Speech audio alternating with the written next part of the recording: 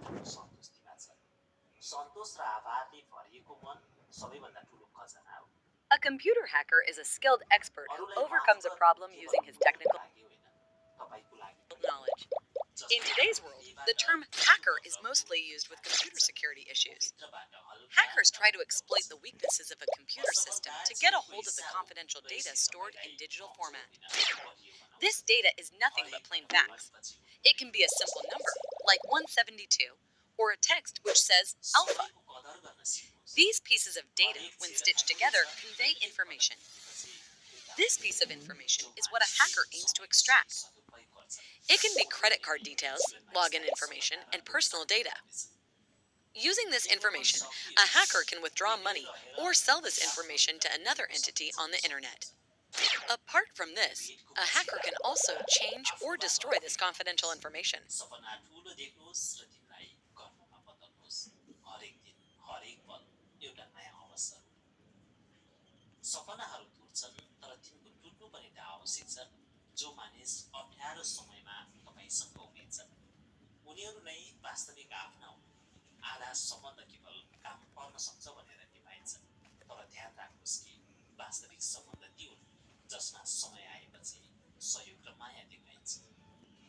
सम्बन्धमा सच्चाइ र इमान्दारी सबैभन्दा ठुलो सम्पत्ति हो।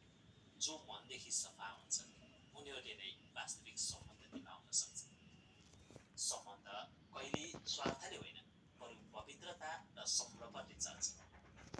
आफ्नो जीवनमा ती सम्बन्धहरूलाई स्थान दिनुहोस् जसले बिना कुनै शर्त तपाईँको कदर गर्छ। जो मानिस तपाईँको बारेमा कुरासम्म गर्दैन वा तपाईँको उपस्थितिको महत्त्व बुझ्दैन उनीहरूबाट आफूलाई अलग गर्नु नै राम्रो हुन्छ। वास्तविक सम्बन्ध ती हुन् जुन हरेक कठिनाइपछि पनि माफी र मुस्कानले फेरि सुमधुर बन्छ।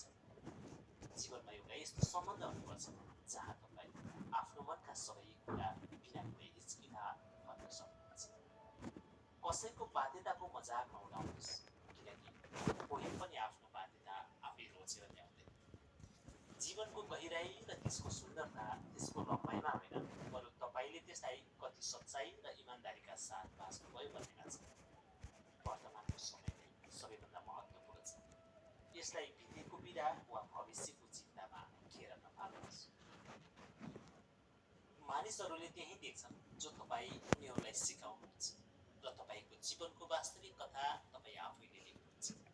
तपाईँको बोली तपाईँको व्यक्तित्वको पहिचान हो। जब तपाईँ बोल्नुहुन्छ तब मानिसले थाहा पाउँछन् कि तपाईँभित्र कति सच्चाइ छ। यदि भगवानले केही लिनुभएको छ भने उहाँले तपाईँलाई त्योभन्दा राम्रो कुरा फिर्ता दिनुहुनेछ। जिन्दगीमा हरेक कुराको एउटा समय सीमा हुन्छ र सम्बन्धभन्दा नाजुक हुन्छ। यसलाई सम्मान र प्रेमका साथ निभाउनु जरुरी हो। यो भने दुई तरिकाले सोच्नुहोस्। यदि व्यक्ति महत्त्वपूर्ण छ भने कुरालाई बेसी दिनुहोस् र यदि कुरा महत्त्वपूर्ण छ भने व्यक्तिलाई बेसी दिनुहोस्।